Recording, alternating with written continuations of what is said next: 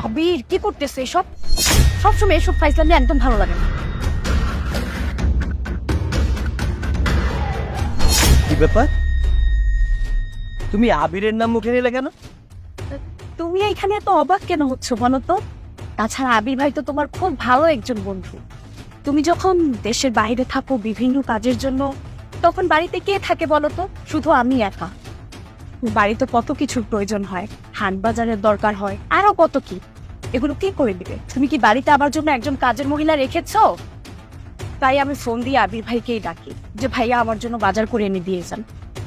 আর ওনার সাথে কথা বলতে বলতে হঠাৎ করে ওনার নামটা মুখে চলে আসছে। যাই হোক, এখানে মাইন্ড করার মতো কিছুই হয় না। আচ্ছা, নামটা তো তোমার মুখে সচরাচর আসার কথা না? প্রয়োজন ভেদে আসতেই পারে। তুমি যখন কাজে ডাকবে তখন তাকে ফোন দিয়ে নাম ধরে ডাকতে পারো, ভাইয়া বলে ডাকতে পারো, এটা তখনের বিষয়। বাট একান্ত এখানে আমিই আছি, তোমার চোখ চেপে ধরেছি, তুমি এখানে তার নাম তো ডাকতে পারো না। আর যাই হোক, তার মানে এভাবে তোমাকে সে নিশ্চয়ই বিরক্ত করে, তাই নামটা ডেকেছো। আর না হয় তুমি এসব কি বলছো? যত সব উল্টাপাল্টা কথাবার্তা। তুমি জবে থেকে এই ফরেনসিক ডিপার্টমেন্টের ভিতর জবটা করা শুরু করেছো, তখন থেকে তোমার মনের মধ্যে এই সন্দেহ জিনিসটা শুরু হয়েছে। আর শুনো, সন্দেহ করাটা বাধ্য, বুঝতে পেরেছো? আমি তোমার বউ। আমাকে যদি বিশ্বাস না করো তাহলে তুমি কাকে বিশ্বাস করবে? হতে পারে এটা আমারই কোনো ভুল। কোনো একদিন আমার এই জবের কারণে হয়তো আমাদের ডিভোর্সটাও হয়ে যায়। যাকে বাদ দাও, কিছু খাবে তুমি? যেমন ধরো আইসক্রিম টাইসক্রিম। হ্যাঁ, আমার জন্য পাইলে একটা আইসক্রিম নিয়ে এস। আচ্ছা ঠিক আছে, আমি যা।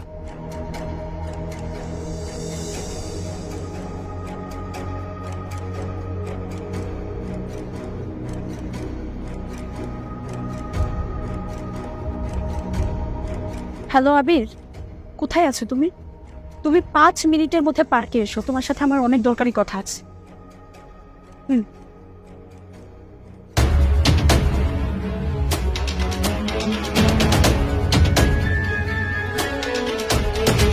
আচ্ছা, কি হয়েছে বলো তো? তুমি এত জরুরি ভাবে আমাকে ডাকলে কেন?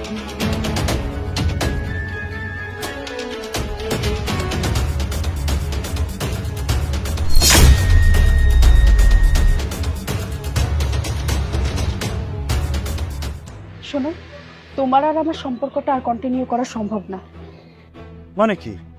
কন্টিনিউ করা কেন সম্ভব না?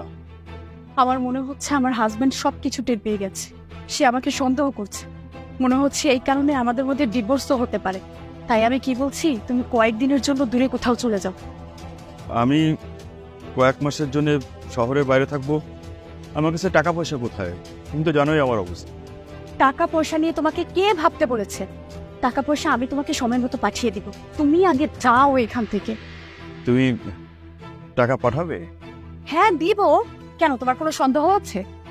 আচ্ছা ঠিক আছে, তাহলে আমি আজ রাতেই শহর ছেড়ে চলে যাচ্ছি। ঠিক আছে।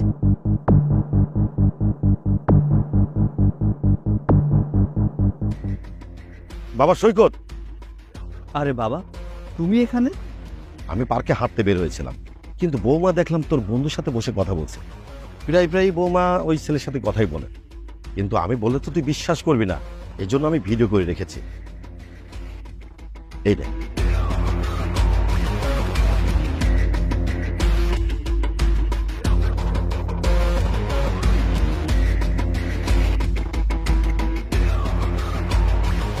তার মানে আমার সন্দেহ ঠিক ছিল, আমার স্ত্রী আমাকে ধোঁকা দিচ্ছে। হ্যাঁ, আমি তো সেটাই বলছি, কিন্তু বাবা তুই কিছু বলবি না ওকে? বাবা চলো আমার সাথে।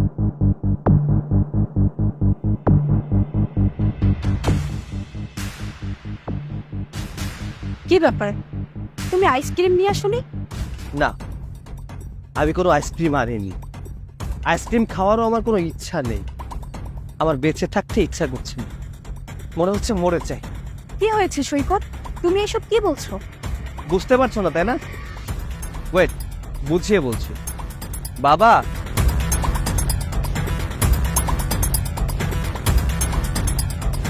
এখানে বাবাকে কেন আনলাম জানো? তুমি যখন আবিরের সাথে বসে বসে কথা বলছিলে, সমস্ত কিছু বাবা ভিডিও করে রেখেছে। বাবা, ভিডিওটা দাও।